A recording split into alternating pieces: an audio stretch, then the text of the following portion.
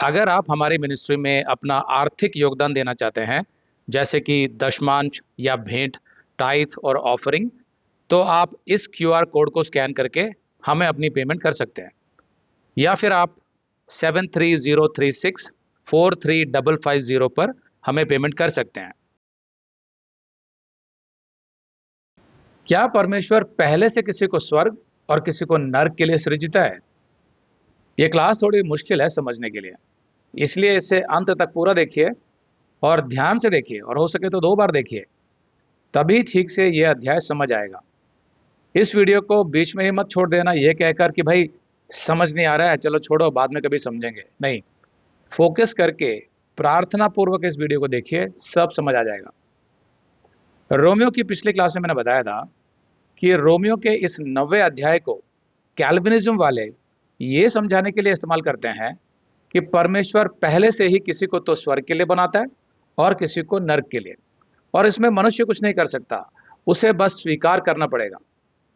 तो इस अध्याय की कुछ आयतें ऐसा ही बताती हुई प्रतीत भी होती हैं, इसलिए ये आवश्यक है कि आप ध्यान से इन आयतों का सही अर्थ समझें, नहीं तो आप कंफ्यूज हो सकते हैं।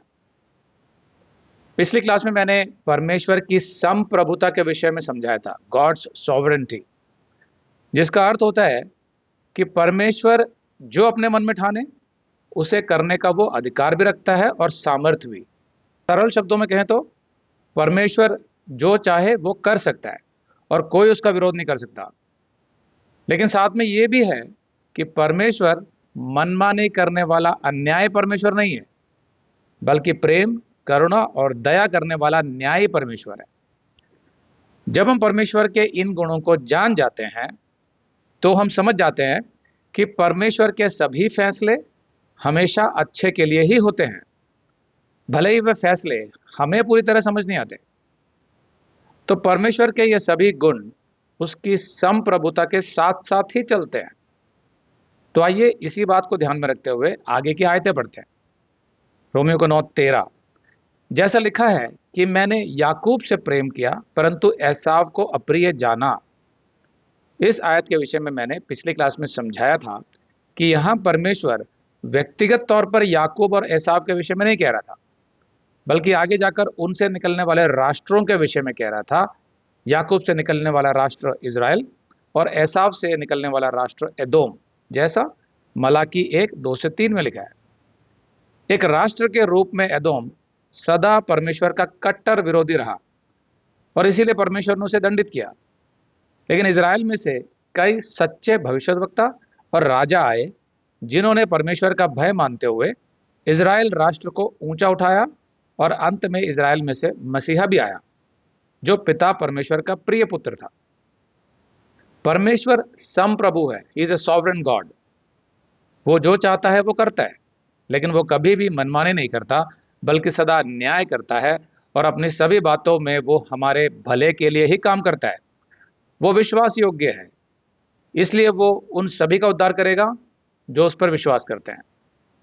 परमेश्वर जानता था कि याकूब में भले ही कई कमियां थी, लेकिन उसका हृदय परमेश्वर की ओर झुका हुआ था। लेकिन परमेश्वर ने एसाव को भी उसे जानने और प्रेम करने का पूरा मौका दिया, लेकिन एसाव ने परमेश्वर की ओर अपना कदम नहीं बढ़ाया और उसके वचन को तुच्छ समझा। जाहिर है परमेश्वर ने अपने भविष्य ज्ञान में याकूब को चुना इज़राइल राष्ट्र के निर्माण के लिए, जिसमें बहुत से विश्वासी पैदा होंगे और अंत में उनमें से मसीहा उत्पन्न होगा। सो परमेश्वर ने दोनों बच्चों के जन्म से पहले ही याकूब को चुना अपनी योजना पूरी करने के लिए, एसाव को नहीं। पौलुस आगे कहता है 14, सो हम क्या कहें, क्या परमेश्वर के यहाँ अन्याय है? कदापि नहीं। पौलुस यहाँ यहूदियों से पूछ रहा है कि क्या याकूब को चुनना परमेश्वर का अन्याय था? कदापि नहीं। 15, क्योंकि परमेश्वर मूसा से कहता है, मैं जिस किसी पर दया करना चाहूं उस पर दया करूंगा और जिस किसी पर कृपा करना चाहूं उसी पर कृपा करूंगा। तो यहां पर परमेश्वर जो कह रहा है कि मैं जिस किसी पर दया करना चाहूं उस पर दया करूंगा और जिस किसी पर कृपा करना चाहूं उसी पर कृपा करूंगा, तो इसमें वो गलत क्या कह रहा है? भाई ये तो उसकी मर्जी है ना कि वो किस पर दया करना चाहता है और किस पर नहीं। तो कोई यहां पर कहेगा कि भाई फिर तो परमेश्वर निष्पक्ष नहीं हुआ, उसे तो समान रूप से सब पर दया करनी चाहिए। अगर आप ये संदेश पूरा देखना चाहते हैं तो आप इसे हमारे वेबसाइट hindibiblesteady.com पर देख सकते हैं। यह वीडियो हमारे मई के वीडियोस में अपलोड किया हुआ है, तो जिनके पैकेज में भी मई का महीना शामिल है उनको यह वीडियो उनके मई अकाउंट में मई के वीडियोस में मिल जाएगा। अगर आप हमारे वीडियो फोन पर देख रहे हैं तो अच्छी स्पीड के लिए कृपया गूगल क्रोम या मोजिला फायरफॉक्स ब्राउजर इस्तेमाल करें।